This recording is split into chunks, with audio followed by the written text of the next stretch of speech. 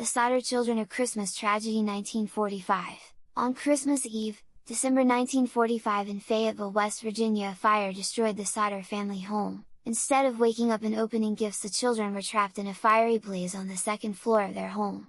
Maurice 15, Martha 12, Louis 9, Jenny 8, and Betty 6. George Sodder and his wife Jeannie had 10 children together.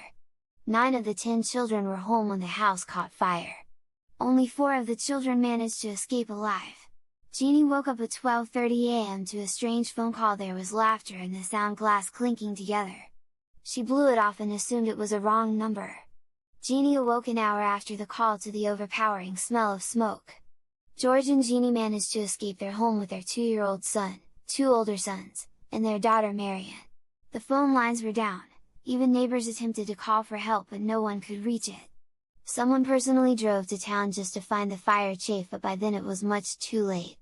George Sodder tried to reach the second story to save his children, only to find the ladder he had stored on the side of the house was gone.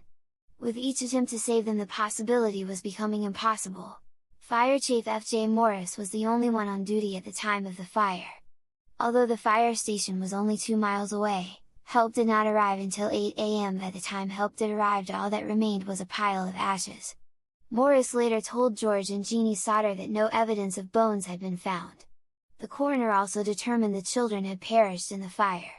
The investigation took place and the fire was thought to be caused by faulty wiring, which led them to believe it became hot enough to cremate the children's bodies. Although the fire was determined to be faulty wiring, George and Jeannie Sodder were not convinced. They wondered why, if an electrical problem had caused it, the family's Christmas lights had remained on throughout the fire's early stages when the power should have gone out. He and his wife suspected arson, leading to theories that the Sicilian Mafia had taken the children, perhaps in retaliation for George's outspoken criticism of Benito Mussolini and the fascist government of his native Italy. Then, they found the ladder missing from the side of the house on the night of the fire at the bottom of an embankment 75 feet away. The lack of evidence did not sit well with the Sodders at all. George and Jeannie believed their 5 children had been kidnapped before the house was set on fire. They printed flyers with the children's pictures and offered a $5,000 reward for information. They soon doubled the amount to $10,000. In 1952, they put up a billboard at the site of the house and another along US Route 60 near Ansted. Though every lead went nowhere, the family continued their search. Fire Chief Morris later told the Sodders he found a human heart in the rubble and buried it in a box. The Sodders could not believe this new information. The fire chief took the Sodders to the site of the buried box, and George took it straight to the funeral director to be autopsied. The heart turned out to be beef and not a human heart. It is reported that Morris knew that it was not a human heart, but lied to convince the parents and to give them closure. With no leads and so many lies, George and Jeannie Sodder could only rebuild. George covered the basement with 5 feet of dirt and converted the site into a memorial garden for their lost children. Jenny carefully tended the garden for the rest of her life, even though she always believed that the children they were memorializing might be alive somewhere.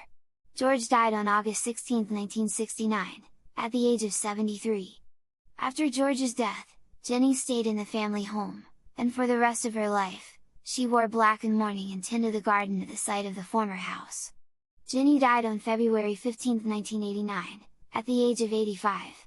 Afterward, the family finally took the weathered, worn billboard down. Sylvia Sodder Paxton, the youngest in the family, died on April 21, 2021, at the age of 79 without ever finding out what happened to her missing siblings.